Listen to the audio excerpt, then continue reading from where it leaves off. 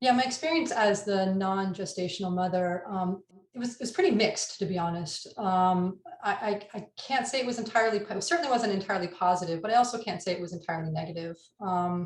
There's a lot that kind of goes into thinking about the family building process for people within the LGBTQ community. There's lots of small discriminations, that kind of build up through time.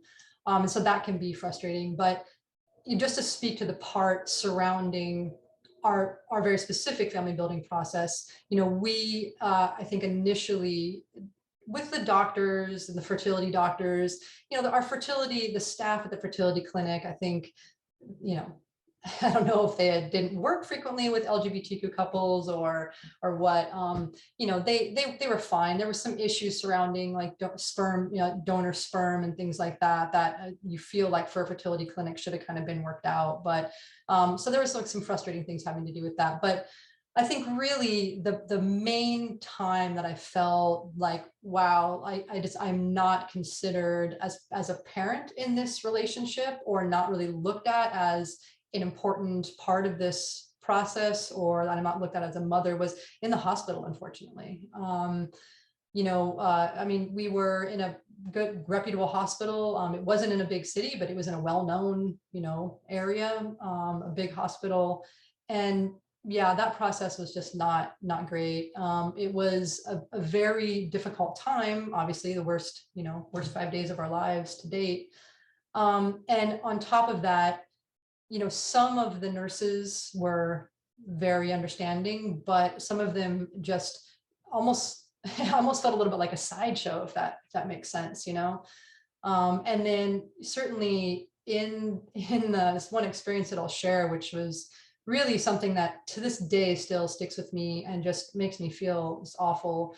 Right after my son died, as I was holding him in my arms, not my OB, who was an absolutely wonderful woman who slept with us at the hospital for 3 days. She was absolutely wonderful.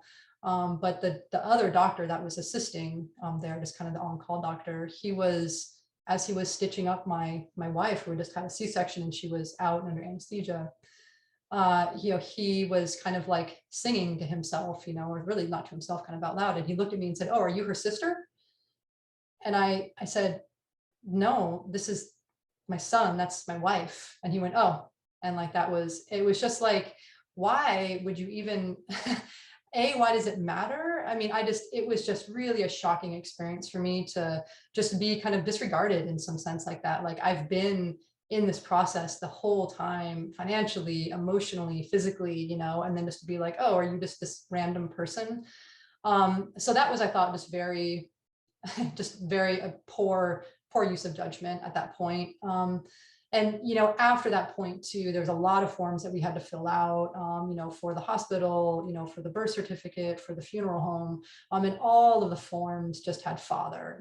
And if my son was alive and there with me, it probably wouldn't have hit me as hard, but he wasn't. And just knowing that what just happened to me was just absolutely horrible, and then having to sit there and cross out like the word father and write parent above it, it was just like another slap in the face, to be honest. And it was just painful at that point, just to have to like think about that aspect of it, to think about like, well, that's right, like I'm not, in some people's eyes, I'm not, really like a legitimate mother to this child. At least that's what it made me feel like.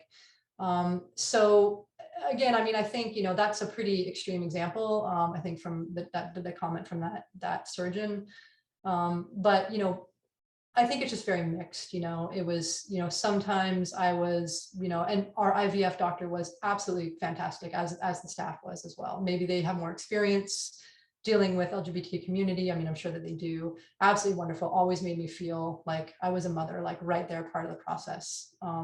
But unfortunately, I think that was kind of, at least in the healthcare system of my experience, that was the exception rather than the norm.